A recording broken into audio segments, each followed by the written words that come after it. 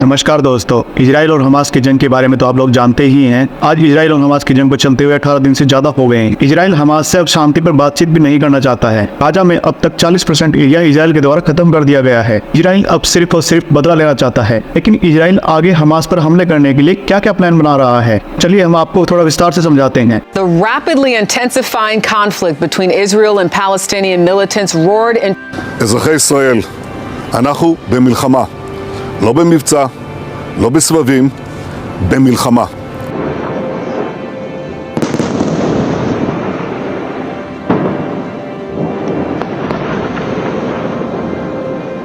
Israel और Hamas की जंग काफी पुरानी है। ये दोनों कई बार आमने सामने हो चुके हैं। इस जंग के लिए 3 स्टेक होल्डर हैं, इजराइल, हमास और फिलिस्तीन। हमास एक आतंकी संगठन है जो गाजा में है, तो इन तीनों के बीच अमन नहीं होने देना चाहता। हमास ने 7 अक्टूबर को 20 मिनट के अंदर 5000 मिसाइलों से इजराइल पर हमला किया था। इससे इजराइल ने अपने आयरन डोम सिक्योरिटी सिस्टम से काफी हद तक नाकाम भी कर दिया था। अब आप लोग सोच रहे होंगे आखिर ये आयरन डोम सिस्टम है क्या, तो चलिए हम आपको समझाते हैं आखिर ये कैसे काम करता है। इजराइल के पास वर्ल्ड की ग्रेटेस्ट टेक्नोलॉजी है। इजराइल अपने देश के ऊपर आयरन डोम की सहायता से एक आयरन शील्ड बना लेता है। इजराइल के पास ऐसे 10 आयरन डोम सिस्टम हैं, जिसमें एक साथ 800 तामीर मिसाइलें काम कर सकती हैं। लेकिन हमास ने इजराइल के ऊपर 5000 मिसाइलों से हमला किया था, जिस वजह से वह कुछ लोगों की जान बचाने में नाकाम रहा। ये आयरन डोम सिस्टम 3 पार्ट में काम करता है। Number 1 detecting and tracking radar, number 2 battle management, number 3 missile firing unit. ये होने वाले हमले को रडार से डिटेक्ट करके बैटल मैनेजमेंट को बताता है। फिर battle management final hitting position का पता लगाकर हमला करने आ रही मिसाइल को आसमान में ही ढेर कर देता है। ये आयरन डोम सिस्टम 4 किलोमीटर से लेकर 70 किलोमीटर तक काम करता है। इसी वजह से इजराइल के पास 10 आयरन डोम सिस्टम है, जिससे वह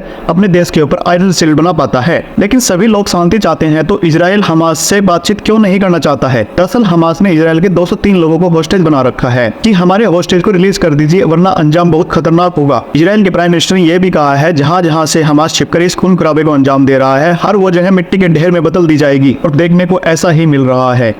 הממשלה כולה מתייצבת מאחורי ההחלטה הזאת.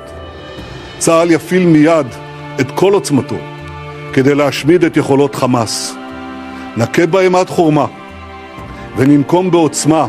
इजराइल ने हर वो जगह तहस नहस कर दी जहां से हमास ने इजराइल पर हमला किया था। आज के समय में गाजा के हालात नरक जैसे हो चुके हैं। गाजा की 40% बिल्डिंगों को जड़ से खत्म कर दिया गया है, लेकिन इजराइल अब हमास को गाजा के अंदर घुसकर खत्म कर देना चाहता है। इजराइल के ऊपर सिर्फ अब बदले का खून सवार है। इसी के चलते इजराइल ने गाजा पर फुल ब्लॉकेज कर दिया है। गाजा के बाहर से आने वाली बिजली, दवाइयां और खाने को बिल्कुल बंद कर दिया गया है, क्योंकि गाजा के अंदर ये सारी चीजें 80% इजराइल से ही जाती है। इसी वजह से वहाँ के लोगों की हालत और ज्यादा खराब है। इन हमलों की वजह से अब तक वहाँ के 5000 लोगों ने अपनी जान गंवा दी है, और हजारों मलबे में दबे पड़े हैं, जिनका कोई नामो निशान तक नहीं है। बाकी घायलों की हालत और भी ज्यादा नाजुक है, क्योंकि दवाइयां और बिजली ना होने से वहाँ के हॉस्पिटल, वहाँ के सिविलियंस का इलाज नहीं कर पा रहे हैं। इन्हीं हमलों के चलते गाजा के एक हॉस्पिटल पर भी हमला होता है। इस हमले की जिम्मेदारी अभी तक किसी ने नहीं ली है। इजराइल का कहना है कि इन आतंकियों को हथियार यूज करने नहीं आते, जिससे उनकी मिसाइल मिस फायर होकर हॉस्पिटल पर जा गिरी, जिसकी वजह से 500 लोगों ने अपनी जान गंवा दी। गाजा के हालात इतने खराब है, अगर जल्द ही कुछ नहीं किया गया तो वहाँ के सिविलियंस की जान पर बन सकती है, क्योंकि बिजली नहीं है, दवाई नहीं है, खाना नहीं है, और बच्चा कुछ फ्यूल भी खत्म होने वाला है। लेकिन ना हमास रुकने को तैयार है, ना ही इजराइल। वैसे एक सवाल इजराइल के ऊपर जरूर उठता है, इजराइल की नाक के नीचे से हमास ने 5000 मिसाइलों को इकट्ठा कैसे किया? क्योंकि हमास के एक तरफ महासागर है, दूसरी तरफ इजराइल है।